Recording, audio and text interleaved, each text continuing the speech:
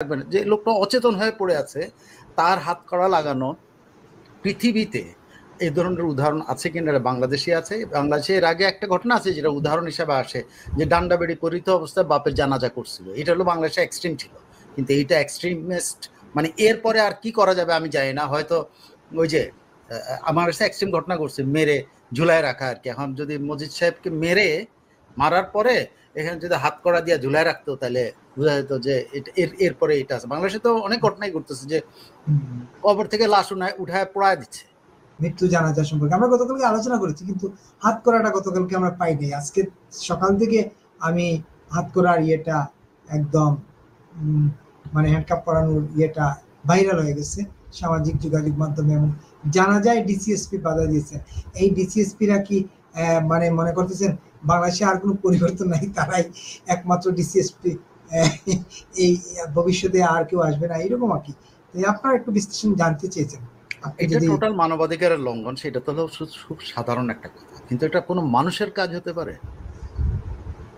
Police বলতেছে, পুলিশের source থেকে বলতেছে, পুলিশের যে বিধিমালা আছে, একজন যদি আপনি নিশ্চিত হন যে সে পালাবে না, তাহলে তো তারে আপনি ডান্ডা বেড়ি পরানোর দরকার নেই। আপনি যদি জানেন যে শারীরিকভাবে সে এতই দুর্বল, সে তার পালানোর কোনো ক্ষমতা নেই, তাহলে তারা আপনি হাত কড়া বাঁধবেন কেন? এটা পুলিশের বিধিবিধান আছে, এটা আপনি করবেন না। কারা বিধানেই আছে, আপনি করবেন না। যে সে তো তার ক্ষমতাই না, সে তো অচেতন অবস্থায় পড়ে আছে। সে ধরেন উনি তখন মারা যান নাই, অচেতন অবস্থায় পড়ে আছে। অচেতন অবস্থায় একটা লোকের হাতের মধ্যে কড়া থাকবে কেন? এটা কারা বিধানও কিন্তু নাই, কিন্তু এটা অতি উৎসাহী কর্মকর্তারা এই কাজগুলো। পুলিশেও কিন্তু এই ধরনের মানবাধিকার যে লঙ্ঘন হয়, এই জন্য আমাদের পুলিশের সদস্যদের কিন্তু ওই যে জাতিসংঘ শান্তি মিশনে পুলিশের কম চাকরি। এটা সেই কারণে, কারণ এরা জানে যে তাদের বিধিবিধানে কি কি আছে। একদম অক্ষম লোক যে হাঁটতে পারে না, সে ধরেন তারে আপনি ডান্ডা বেড়ি লাগাবেন কেন? যে দৌড়াইতে পারে তার জন্য আপনি লাগাবেন? আপনি জানেন যে এই লোকটা আপনাকে ঘুষি মারার মতো অবস্থায় নাই, তাহলে আপনি তার হাতের মধ্যে লাগবেন। যে লোকটা অচেতন হয়ে পড়ে আছে, তার হাত কড়া লাগানো পৃথিবীতে এই ধরনের উদাহরণ আছে কিনা? বাংলাদেশে আছে। বাংলাদেশে এর আগে একটা ঘটনা আছে যেটা উদাহরণ হিসেবে আসে, যে ডান্ডা বেড়ি পরিত অবস্থায় বাপের জানাজা করছিল। এটা হলো বাংলাদেশে এক্সট্রিম ছিল, কিন্তু এইটা এক্সট্রিমিস্ট মানে এরপরে আর কি করা যাবে আমি জানি না। হয়তো ওই যে আমার কাছে এক্সট্রিম ঘটনা করছে, মেরে ঝুলায় রাখা আর কি। এখন যদি মজিদ সাহেবকে মেরে মারার পরে এখানে যদি হাত কড়া দিয়ে ঝুলায় রাখতো, তাহলে বোঝা যেত যে এরপরে এটা আছে। বাংলাদেশে তো অনেক ঘটনাই ঘটতেছে যে কবর থেকে লাশ উঠায় পোড়ায় দিচ্ছে, পুলিশ মেরে ঝুলাই দিচ্ছে। বাংলাদেশে এসব উদাহরণ মজিদ সাহেবের এটা বড় উদাহরণ না, কিন্তু এটা শুধু মানবাধিকার লঙ্ঘন না, কারা বিধিবিধান লঙ্ঘন, সবকিছুর লঙ্ঘন। এবং ডাক্তাররা কেমনে এটা সহ্য করছে, যে তাকে স্যালাইন দিচ্ছে, সেই সময় তার ডাক্তাররা তো বলা উচিত ছিল, আপনি তো একটা মরা মানুষকে তো আপনি এই হাত কড়া লাগায় রাখতে পারেন না। এটা তো একটা ছবি না, অনেকগুলা ছবি একই বেডের। আমি জানি না ওই ডাক্তারদের রাতে ঘুমাইতে পারছে কিনা, যে ডাক্তার তাকে স্যালাইন দিয়েছে, কারা ইয়ের মধ্যে।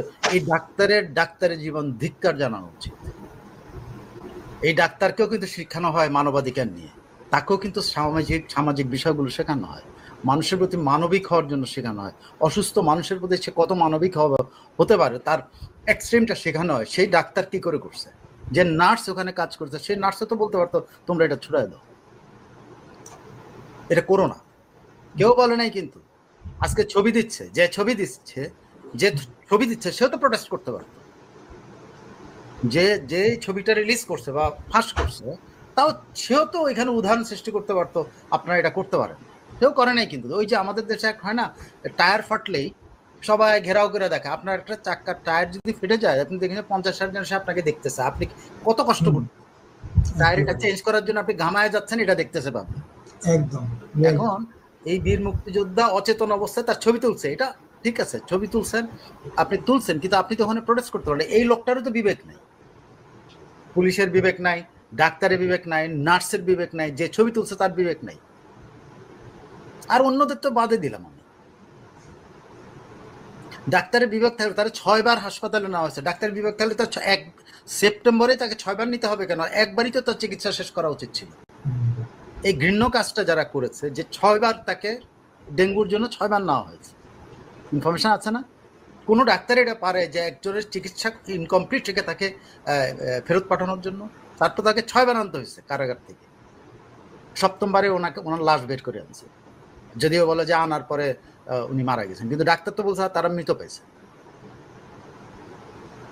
সেটাই।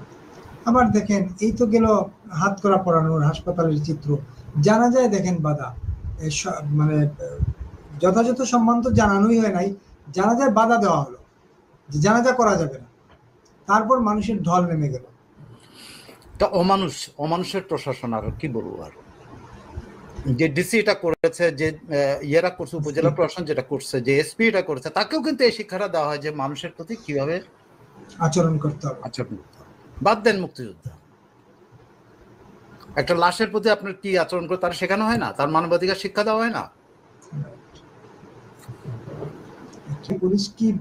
পুলিশকে কি বাধ্য করা হচ্ছে ডার্ক ক্রাইম লিখছে, পুলিশকে কি পুলিশকে বাধ্য করতে পারে, কিন্তু ব্যক্তি পুলিশটার তো বিবেক আছে। যে কারা কর্তৃপক্ষের বিবেক নাই যে একজনকে 6 বার নিতে হবে কেন? তাকে তো তার চিকিৎসা কমপ্লিট করে তারা নেওয়ার কথা। তো বিবেক নাই, খালি সব দোষ সরকারের। এই ডাক্তারের কোনো দায় দায়িত্ব না যে ডাক্তার তাকে 6 বার রিলিজ করছে। রিলিজ কি করে? আপনি তো লিখতে হয় যে সে সুস্থ, তাহলে তো রিলিজ করতে পারেন। 6 বার একটা লোক একই রোগে আক্রান্ত, তাকে 6 বার রিলিজ করছে। এটা কি ডাক্তার না মানুষ না পশু না কি? আমি তো এটা তো পশু মনে হয় এই আচরণ করবো।